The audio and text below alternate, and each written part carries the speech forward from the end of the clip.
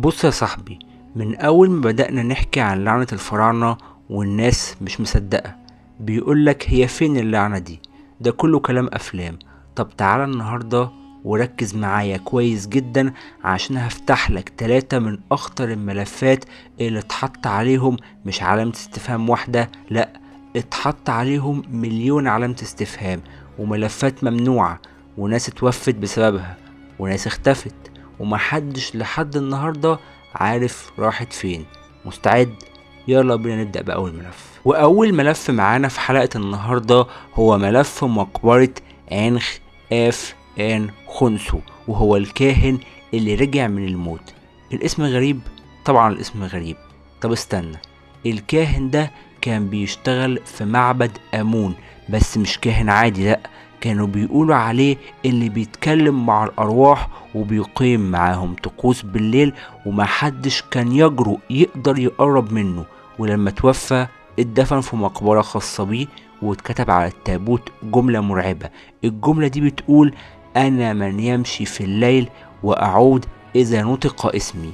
الناس استغربت الكلام ده، بس محدش أخد في باله لحد ما جت سنة 1857، وواحد اسمه بول ألين وهو مستكشف انجليزي دخل المقبرة وهو بيضحك ويقول يعني هنرجع عن موتى تاني بكلام.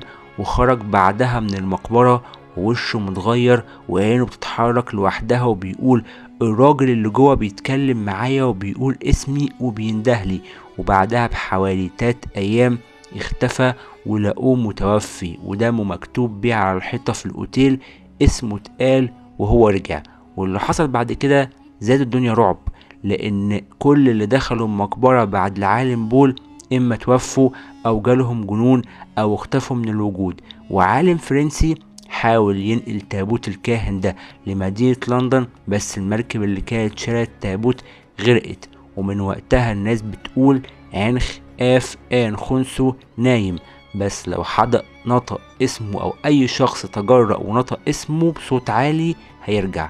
خد بقى نفسك، لان اللي جاي، الملف اللي جاي بالتحديد، ارعب بكتير. وتاني ملف معانا في حلقة النهاردة، او تاني حكاية معانا في ملفات حلقة النهاردة، هي مقبرة سقارة الملعونة والباب اللي مش بيتفتح. ومنطقة سقارة بالذات منطقة مليانة مقابر، بس في مقبرة منهم محدش عارف يفسر ايه اللي بيحصل فيها. والمقبرة دي تم اكتشافها من حوالي قرن، بس الباب اللي فيها عمره ما اتفتح، والباب منحوت عليه نقوش فرعونية مش مفهومة، وكأنها تحذير: لا تفتح هذا العالم، لا يسمح لك بعبوره.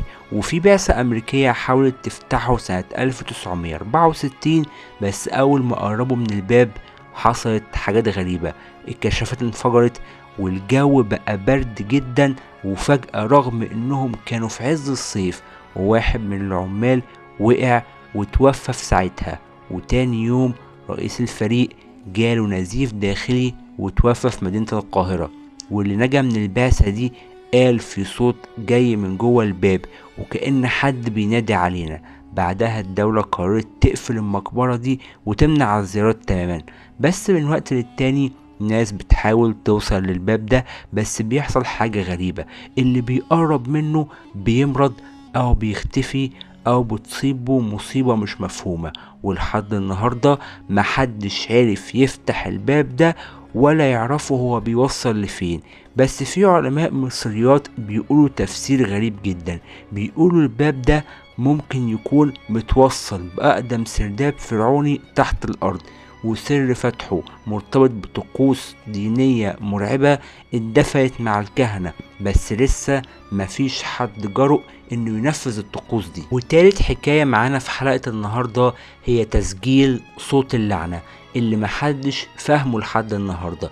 واخر ملف معانا في حلقة النهاردة وهو اغرب ملف، سنة 1974 في بعثة آثار كانت شغالة في منطقة جنب الجيزة، واكتشفوا مقبرة صغيرة بس مش مميزة قوي من بره، بس جواها النقوش كانت غريبة وكلها عن أصوات الموتى والكلام اللي بيتقال بعد فترة الغروب.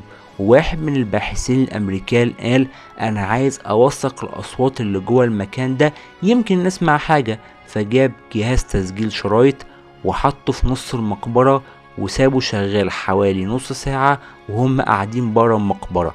وأول ما رجعوا شغلوا الشريط كانت البداية صوت ريح، وبعدين حاجة أشبه بأنين، وبعد كده صوت حد بيهمس باسم واحد من الموجودين، والراجل ده كان اسمه ديفيد.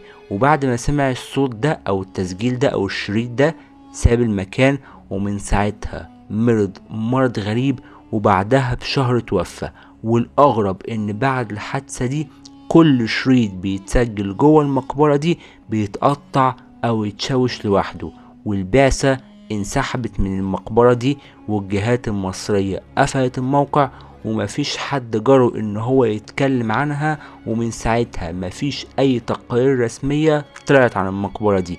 بس الشريط الاصلي اتسرب منه موقع على الانترنت في فترة التسعينيات، اتحذف بعد 48 ساعة بسبب انتهاك قوانين السلامة النفسية حسب بعض المنتديات على الانترنت. واللي شافوه قالوا فيه صوت بيقول ما كانش لازم تسجله. وكده يبقى احنا النهاردة فتحنا 3 ملفات، كل واحد فيهم يخلي فعلا شعرك يقف وانت قاعد. كاهن بيرجع لما اسمه بيتقال، ومقبرة في سقارة الباب فيها مش بيفتح من آلاف السنين، وتسجيل صوتي من جوه مقبرة كان سبب في وفاة صاحب التسجيل ده. هل كل دي مجرد صدف، ولا فعلا الفراعنة كانوا سابقين بعوالم تانية؟ والسؤال الأهم، ليه كل ما حد يحاول يقرب من المقبرة اللي فيها السر دايما الشخص ده بيتكسر أو بتحصل له مشكلة؟ وفي الجزء الرابع هنفتح ملف جديد، بس المرة دي هنتكلم عن مقبرة اتفتحت من وقت قريب، وكل اللي اشتغلوا فيها اختفوا حرفيا من الساحة الإعلامية فجأة. تابعني عشان تعرف ايه اللي حصل، واشترك في القناة وفعل زرار الجرس، وسيب لي رأيك تحت في الكومنتات، وقول لي لو كنت مكانهم كنت هتسجل جوه المقبرة. هشوفك في الجزء الرابع لو اللعنة لسه ما وصلتكش.